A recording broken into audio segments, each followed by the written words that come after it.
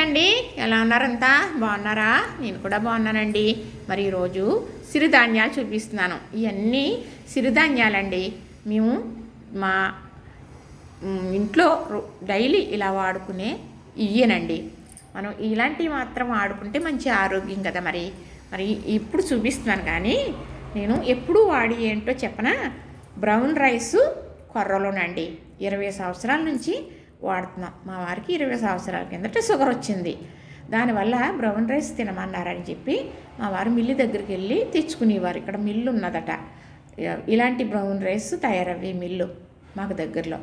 మరి వారికి వర్క్ పని చేసి చక్కగా లేత వర్క్ పని చేసి ఇచ్చి ఆ బియ్యం తెచ్చుకునేవారండి. మరి అన్నం చాలా బాగుండేది. పిల్లలు నేను కూడా కొంచెం కొంచెం తినేవాళ్ళం. అలాగ అలవాటు అయితే తర్వాత కొర్రలు తెచ్చుకున్నారు. కొన్నాళ్ళు కొర్రలో బ్రౌన్ రైసు, ఈ రెండు బాగా వాడటం నాకు అలవాటు. ఇవనండి ఇప్పుడు ఇవి అయితే ప్యాకెట్లతో కొన్న బ్రౌన్ రైసు బాగుందండి రైసు. మరి మా వారప్పుడు మిల్లి దగ్గర తెచ్చేవారని చెప్పాను కదా, అవైతే ఎర్రగా పొడి రంగులో ఉండేవి అనమాట. అన్నం కూడా చాలా కమ్మగా ఉంటుంది, బ్రౌన్ రైస్ సప్పగా ఉంటుంది అని అంటారు. మరి ఎందుకంటారో నాకు తెలియదు, కానీ మరి మేము వాడతాం కదా, చాలా బాగుంటుందండి అన్నం. మరి పప్పుచారు చారు పులుసుల్లోకి ఇంకా బాగుంటుంది. మరి ఈ రైస్ ఏంటి అనుకుంటున్నారా? క్రీమో రైస్ అని మా బాబు తీసుకుంటాడండి. మరి ఇంకా ఏమన్నా పేరేమో, అదిగో పేరు కనపడుతుంది కదా, చూడండి. ఎందుకంటే ఈ రైస్ కూడా చాలా మంచిదటండి. మరి షుగర్ అనేది మొత్తం కంట్రోల్ అయిపోతుందంట. తర్వాత రైస్ కూడా రుచిగా చాలా బాగుంటుంది. మరి రైస్ చూడటానికి రైస్ ఎలా ఉంటుంది అంటే, వండేసిన తర్వాత తేనె పూసల్లాగా ఉంటుందండి. చూడముచ్చటగా ఉంటుంది, రుచి కూడా అలానే ఉంటుంది, ఆరోగ్యం అంతకన్నా బాగుంటుంది. ఈ 3 కేజీలు మా బాబు ఉన్నాయన్నా కూడా మళ్ళా కొని ఇవ్వడం జరిగింది. ఇవేమో రాగులండి. మేము ఎప్పుడు కూడా అదే సోళ్ళు అంటాం. మరి రాగులు అవి తెచ్చి శుభ్రంగా బాగు చేసి ఎండబెట్టుకుని ఓ డబ్బాలో పోసుకుంటాను. పిండి ఒక్కొక్క కేజీ రాగులు మిక్సీ పట్టుకుంటాను. ఒక డబ్బాలో వేసుకుని సోడిజావ కాసుకుంటాం కదా, అది అయిపోయిన తర్వాత మళ్ళీ ఇంకో కేజీ పెట్టుకుంటాను. అలా 4 కేజీలు 5 కేజీలు తెచ్చారనుకోండి, ఒక్కసారి మిల్లు ఆడించను. అలా ఆడించి ఉంచిన పిండి రుచి ఉండదు, ఉండి కొలిది రుచి తగ్గుతుంది. అందుకని 10 రోజులకి 15 రోజులకి పిండి అయిపోతే మళ్ళీ పిండి మిల్లు ఆడించుకున్నా మిక్సీ పెట్టుకున్నా చేసుకోవాలి. కానీ 4-5 కేజీలు ఒకేసారి మాత్రం మిల్లు ఆడించుకోకూడదు. ఇది మా కోడలు చెప్పింది నాకు. వాళ్ళకి అలా జరుగుతుంది. ఎందుకు జరుగుతుంది చెప్తాను మీకు. అలాగే ఇప్పుడు ఏంటంటే, నేను మా వారు 3 కేజీలు తీసుకొస్తే 2 కేజీలు మిక్సీ పెట్టడం జరిగింది, 2 మాటలు. ఇదిగో ఇంకా కేజీకి ఉన్నాయి. ఈరోజు కూడా ఎండలో పోసాను. ఇదేమో ఎర్ర గోధుమ రవ్వ. మరి ఎప్పుడైనా మరి ఇడ్లీలు దోశలేనా, ఉప్మా కూడా చేసుకుంటాం కదా, ఈ నోకే చేసుకుంటామండి. రుచికి రుచి, మనకు ఆరోగ్యానికి ఆరోగ్యం. మరి బ్రౌన్ రైసు, మరి ఇలాంటి రైసు మరి అందరూ గమ్ముని తినలేమనో తెచ్చుకోవడమో జరగదు కదా. మరి అలాంటి వాళ్ళు, మరి ఈ షుగర్ ఉన్న వాళ్ళు ఏం చేస్తున్నారంటే, ఇది కూడా అన్నంలాగా ఉక్కించేసుకుని ఈ ఎర్ర గోధుమ రవ్వ కర్రీ కలుపుకొని తింటారు. ఇది కూడా ఆరోగ్యమే. ఉప్మా చేసుకున్నా బాగుంటుంది, అలా రైస్ లాగా వండుకుని కూడా తినవచ్చు. ఇది మల్టీ నూక. ఇందులో జొన్నలో, అలాగనే రాగులు, మరి గంట్లు, ఓదలో, కొర్రలో, ఇంకా చాలా రకాలు, ఎన్ని రకాలు కానీ చెప్పాడండి మా బాబు. అది ఇడ్లీ రవ్వ అన్నమాట. మల్టీ కలర్ ఇడ్లీ రవ్వ. ఇది చక్కగా మనం ఇడ్లీ పిండిలో ఇడ్లీ రవ్వ కలుపుకుంటాం కదా, అలాగే కడిగేసి కలుపుకుంటే చక్కగా ఇడ్లీ మామూలుగానే ఉంటుంది, తప్ప ఏం డిఫరెంట్ ఏమనిపించదు. కానీ ఇందులో పీసు పదార్థాలు, మరి మంచి పోషకాలు ఉంటుంది కదా, చాలా బాగుంటుంది. సరదాగా తినొచ్చు ఇడ్లీ. అట్టైనా బాగుంటుంది, తినడానికి ఇష్టపడతాం, దానికి ఆరోగ్యం కూడా. ఇదైతే జొన్నపిండి. ఈ జొన్నపిండి ఎలాగా అంటే, ఈ ప్యాకెట్ అది కొన్నది కాదండి. మరి మా బాబు ఆఫీసులో 2 అబ్బాయిలు ఉంటారు. ఒక అబ్బాయిది అక్కడే ఏదో ఊరంట, పొలాలు ఉన్నాయంట, అక్కడ జొన్నలు కూడా అమ్ముతారంట, పండింతారంట, అమ్ముతారంట. ఆ అబ్బాయి తెచ్చేసి ఓ 15 కేజీలు 20 కేజీలు వాళ్ళ ఇంట్లో ఉంచి, మా కోడలు పిండి అయిపోయింది అన్నప్పుడల్లా 2 కేజీలు మళ్ళా మిల్లు ఆడించి పంపిస్తుందంట. అలాగైతేనే వదిన గారు మనకి జొన్న రొట్టెలు చాలా బాగుంటాయి. నిలవైపోయిన పిండి అంత రుచి ఉండదు. ఒక 15 రోజులు వాడుకున్న తర్వాత మళ్ళీ మనం మిల్లు ఆడించుకుంటూ ఉండాలి. నేనే ఆడించి పంపుతానండి. ఆ అమ్మాయి ఆ జొన్నలో ఎండబెట్టి భద్రపరిచి దాసి మరి మిల్లు ఆడించి మా కోడలికి అయిపోయినప్పుడల్లా పంపుతుందంట. ఇప్పుడు మొన్న అయిపోయిందని పంపించిందంట. అది నాకు డబ్బాలో పోసేసి ఇచ్చేసిందండి. ఇది గిన్నెలో పోసి మీకు చూపిస్తున్నాను. పిండి చూసారా వజ్రంలా ఉంది కదా. మరి జొన్న రొట్టెలు చేయటం కూడా మా కోడలో చెప్పింది, చూపించింది. చాలా బాగా చేసింది, చాలా రుచిగా ఉన్నాయి. అలాగా మా కోడలు చేత చేయించి మీకు అప్పుడు పెడతాను. ఇది జొన్న రవ్వ.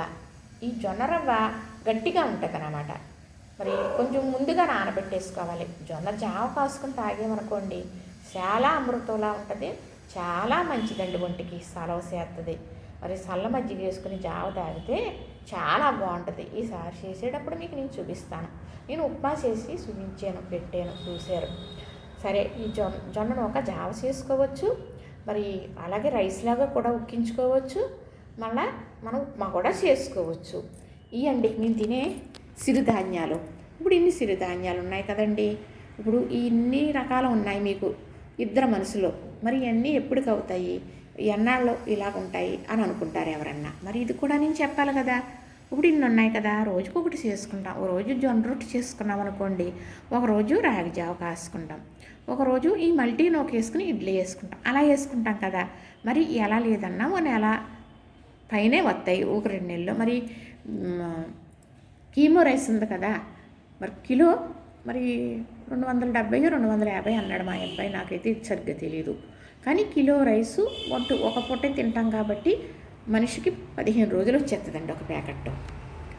మరి 3 ప్యాకెట్లు తీసుకున్నాడు మా బాబు. ఇప్పుడు ఈ పొట్టు మొన్న కొన్నాయి కూడా ఉంటే నేను ఎండబెట్టి భద్రపరిచాను.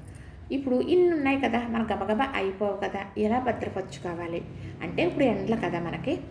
ఎండలు లేనప్పుడు మాట ఎలాగున్నా, ఎండలు ఉన్నప్పుడు ఇవన్నీ ఇప్పుడు ప్యాకెట్లు కూడా ఓపెన్ చేసి ఈ మంచి ఎండలో వేసేసి ఒక క్లాత్ కప్పేసి ఉంచేసేమనుకోండి. కనీసం అంటే ఇప్పుడు జొన్నపిండి మొన్నే ఆడించాను, అవసరం లేదు. కానీ ఈ జొన్న నూక కానీ, ఈ మల్టీ కలర్ ఉంది కదా ఇడ్లీ రవ్వ కానీ, ఎర్ర గోధుమ రవ్వ, అలాగే రాగులు, అలాగే బ్రౌన్ రైసు, అలాగే కీమో రైస్ కూడా చక్కగా ఏం చేయాలంటే క్లాత్ వేసేసి పోసేసి క్లాత్ కప్పేసి ఉంచేసి మనకు కరకరా ఎండిపోతాయి. అవి మనం ఈ నెలలోనే వాడేసుకోవాలి అనుకున్న సరుకు 4 నెలలైనా వాడుకోవచ్చు. ఒక పెంకు పురుగు రాదు తెలుసా. మరి ఓ గూడి రాదు. చక్కగా మరి ఎలా ఉంటుంది అంటే సచ్చు లేకుండా ఉంటుంది అన్నమాట. అది నేను చెప్పగలను. నేను మాత్రం ఇప్పుడు పోసాను కదా, అవసరం ఏముంది అని ఊరుకోనండి. ఒక 20 రోజులు అయిన తర్వాత ఇంకా ఉన్నాయనుకోండి మళ్ళీ ఎండలో పెడతాను. ఒక్కొక్క 1/2 కేజీ ఉన్నాయనుకోండి ఒక పళ్ళులో పోసి ఒక్కొక్క పళ్ళులో పెడతాను. ఎందుకు అంటే ఎండ సూర్యుడు తగిలిన సరుకు అది ఆరోగ్యం, ఆమోహం కూడా. దానికి సచ్చు లేదు, తిరుగులేదు. అందుకు మనం ఎంత ప్యాకెట్లోనే అలా చేస్తారు కదా, ప్యాకెట్ తీయకుండా ఉంచినా పర్వాలేదు కదా అనుకోవద్దు. ఎందుకంటే వాళ్ళు ఎప్పుడు ప్యాకింగ్ చేశారో మనకు తెలియదు కదా. అందుకు అని ఉంటుంది దాని మీద నేబులు కాదనను. అందుకు మనం అంత డబ్బు పెట్టి తెచ్చుకున్న తర్వాత దాన్ని ఎలా భద్రపరచాలో అలా భద్రపరుచుకొని జాగ్రత్తగా వాడుకోవాలి. అప్పుడే దానికి సార్థకం జరుగుతుంది, అది మన ఒంటికి పడుతుంది, అలాగే మన ఇల్లుకి కూడా మంచి జరుగుతుంది. అంతే కదా. మరి పాడు చేసుకున్నాం అనుకోండి, మరి అవతల పాడేసాం, డబ్బులు పాడే కదా, అదే కదా ఐశ్వర్యం పాడైపోవడం. అదనమాట అందులో అర్థం. ఎన్ని చెప్తున్నానని ఏమీ అనుకోవద్దు, మాకు తెలియదా అని అసలే అనుకోవద్దు. నాకు తెలిసింది మాత్రం మీకు చెప్పాలన్నదే కదా నా అభిప్రాయం. మరి నా ఛానల్ అయితే అంతంత మాత్రమే, కానీ ఏదో ఒకటి చెప్పాలి. ఇవి కూడా చెప్పలేకపోతే ఇక ముందు నేను ఇంకా చెప్పలేనేమో, మీరు వినరేమో, వినటానికి నేను చెప్పలేనేమో అనిపించి సరే వీళ్ళకి పెట్టి చాలా రోజులైంది పెట్టాలి అని హెల్త్ పరంగానో మరి ఇంకొక రకంగానో నేను పెట్టలేదు. ఈ మధ్యలో పెట్టలేకపోవడం వల్ల నాకు మళ్ళీ మనసు ఒప్పక ఇలా తింటాం కదా సిరిధాన్యాలు చెబుదామని చెప్పడం జరిగిందండి. చూశారు కదా, లైక్ చేయండి, షేర్ చేయండి, సబ్స్క్రైబ్ కూడా చేసేయండి. మరి